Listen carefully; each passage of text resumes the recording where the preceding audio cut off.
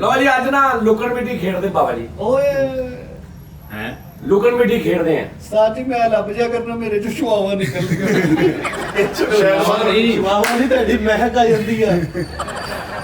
ਉਸਤਾਦ ਜੀ ਨੇ ਨਾ ਅੱਛਾ ਤੈਨੂੰ ਲੱਭਣਾ ਹੀ ਨਹੀਂ ਦੇਖੀ ਕੱਲੇ ਕੱਲੇ ਨੇ ਜਾਣਾ ਵਾ। ਠੀਕ ਆ ਸਾਜੀ। ਉਹ ਬਹਿ ਜਾ ਹੱਲੇ ਉਹਨਾਂ ਨੇ ਇਹੀ ਕਿਹਾ ਇਹ ਨਹੀਂ ਕਿ ਪੂਰੇ ਦਫ਼ਤਰ ਦੇ ਵਿੱਚ ਹਾਂਜੀ ਜਿੱਥੇ ਦਿਲ ਕਰਦਾ ਜਾ ਕੇ ਲੁਕ ਜਾਣਾ। ਮੈਂ ਜਾਣਾ ਤੁਹਾਨੂੰ ਲੱਭ ਕੇ ਲਿਆਉਣਾ ਓਕੇ ਕੱਲੇ ਕੱਲੇ ਨੂੰ। ਠੀਕ ਹੈ ਸਾਜੀ। ਸਾਜੀ ਨਹੀਂ ਲੱਭ ਠੀਕ ਸਕਦਾ। ਆ। ਤੁਸੀਂ ਨਹੀਂ ਲੱਭ ਸਕਦੇ, ਮੈਂ ਤੁਹਾਨੂੰ ਜਿੱਥੇ ਦੇਖਿਆ ਦੇਣਾ ਤੁਸੀਂ ਮੈਨੂੰ ਨਹੀਂ ਲੱਭ ਸਕਦੇ। ਉਹ ਤੂੰ ਵੱਡਾ ਬਾਲਦਾ challenge, ਮੈਂ ਵੱਡਾ। ਤੁਸੀਂ ਬਾਲਦਾ ਨਹੀਂ ਲੱਭ ਸਕੀ ਉਹ ਤੁਸੀਂ ਵੇਖੀ ਨਹੀਂ ਵੀਡੀਓ ਮੇਰਾ ਮੁੰਡਾ ਨਹੀਂ ਲੱਭਣ ਦਿਆ ਉਹ ਆ ਓਏ ਉਹ ਨਹੀਂ ਵੀਡੀਓ ਕਿੰਨੇ ਬਣਾਈ ਸੀ? ਲੈ ਕੇ ਕੌਣ ਗਿਆ ਸੀ? ਉਸਤਾਦ ਜੀ ਦਾਨਸ਼ ਲੁਕਿਆ ਵਾ ਤੇ ਦਫ਼ਤਰ ਤੋਂ ਛੁੱਟੀ ਟਾਈਮ ਬਾਅਦ ਚ ਆ ਤੁਹਾਨੂੰ ਆ ਕੇ ਕਹਿੰਦਾ ਚੰਗਾ ਜੀ ਮੈਂ ਚੱਲਦਾ। ਲੱਭਾ ਨਹੀਂ ਦਾਨਸ਼ ਲੁਕਿਆ ਵਾ ਉਸਤਾਦ ਜੀ ਸਾਹਮਣੇ ਫਿਰਨਾ ਉਸਤਾਦ ਜਾਣ ਕੇ ਲੱਭਣ ਦੇ ਕਿਸੇ ਤਰੀਕੇ ਨਾਲ ਮਾਰ ਲੱਭੇ ਇਹ ਕੀ ਕਹਿੰਦੇ ਕਿੱਧਰ ਗਿਆ ਦਾਨਸ਼? ਕਿੰਨੇ ਜਾਣਾ ਸਭ ਤੋਂ ਪਹਿਲੇ? ਸਾਜੀ ਮੈਂ ਜਾਣਾ। ਸਾਡੀ ਪੁੱਗ ਕੇ ਫੈਸਲਾ ਹੋਏਗਾ ਉਹ ਚੱਲਾ ਵਾ ਉਹ ਮੋਟਰਸਾਈਕਲ ਲੈ ਜਾਂਦਾ ਆਪ ਹੁੰਦਰਿਆ ਉਹ ਸਹਿਜ ਇੱਕ ਮਿੰਟ ਆ ਤੂੰ ਮੈਂ ਚੱਲ ਜਵੀ ਇੰਟੈਲੀਜੈਂਟ ਤਾਂ ਸਾਰੇ ਚ ਮੈਂ ਹੀ ਲੱਗਦਾ ਤੇ ਮੈਂ ਹੀ ਜਾਣਾ। ਬਾਬਾ ਕੋਲੇ ਪਹੁੰਚ ਫਿਰ ਅਸੀਂ ਆ ਰਹੇ ਇਹ ਹਾਂ। ਫੈਸਲਾ ਉਸਤਾਦ ਜੀ ਨੇ ਕਰਨਾ ਕਿੰਨੇ ਜਾਣਾ ਸਭ ਤੋਂ ਪਹਿਲੇ? ਸਾਜੀ ਮੈਂ ਜਾਣਾ ਤੁਹਾਨੂੰ ਚੈਲੰਜ ਕਰਨ ਦਿਆਂ।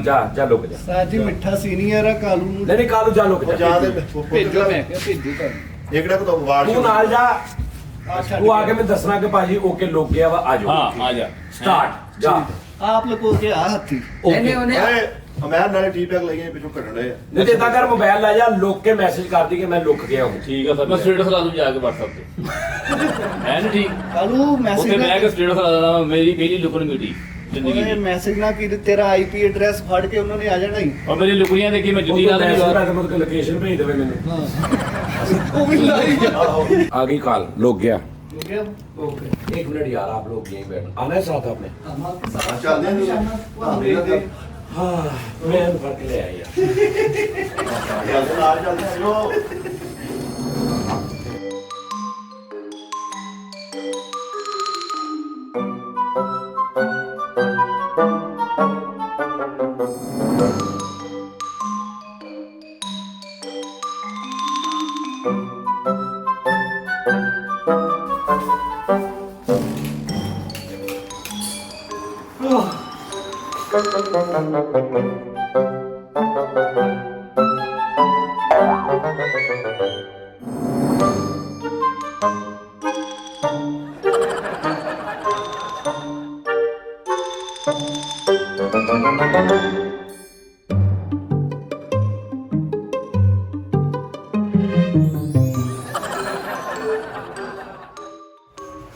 ਮਿੱਠਾ ਜੀ ਮੈਨੂੰ ਲੱਗਦਾ ਉਸਤਾਦ ਨੇ ਆਪਣੇ ਚ ਚਿੱਪਾਂ ਫਿੱਟ ਕਰਾਤੀਆਂ ਉਹ ਨਹੀਂ ਚਿੱਪਾਂ ਫਿੱਟ ਕਰਾਈਆਂ ਹੁੰਦੀਆਂ ਤੇ ਟੂ ਟੂ ਕਰਨੀ ਸੀ ਆਪਾਂ।